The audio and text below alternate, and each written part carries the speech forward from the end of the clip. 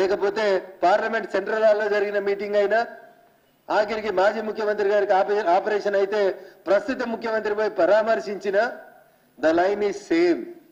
రాహుల్ గాంధీ చెప్తారు, రేవంత్ రెడ్డి గారు ఆచరిస్తారు. బీజేపీతో సంబంధం లేకుండా BRS and Congress are travelling together అనేది మీరు ఒకసారి కోర్టులను గౌరవిస్తాం, మీరు కూడా గౌరవించుందని చెప్తున్నాం. ఆ సంస్కారం మీకు ఇవ్వాలని చెప్పి మేము ఆ భగవంతుని కోరుతా ఉన్నాం. ఇప్పటికైనా మా మిత్రులు నమ్మాలని నిన్నటి ప్రెస్ మీట్లను చూసైనా ఆ ముగ్గురు ఒకటే లైన్లో పోతున్నారు. నేను ఇచ్చింది ముగ్గురు జడ్జిల జడ్జిమెంట్, కానీ రాజీవ్ గాంధీ గారు చట్టం చేసింది 5 జడ్జిల జడ్జిమెంట్ మీద, ఫుల్ బెంచ్ జడ్జిమెంట్కి వ్యతిరేకంగా చేశారు. కాబట్టి దయచేసి నిన్నటి జడ్జిమెంట్ మీద మాట్లాడుతున్నటువంటి వాళ్ళు రామ మందిర నిర్మాణం విషయంలో వాళ్ళ స్టాండ్ చెప్పాలి. రాముడి విగ్రహ ప్రాణ ప్రతిష్ఠ కార్యక్రమానికి వస్తారా రారా చెప్పాలి. మరి అది కూడా సుప్రీంకోర్టు జడ్జిమెంటే కాబట్టి దాన్ని ఎందుకు గౌరవించారో కూడా ప్రజలకు చెప్పాలి.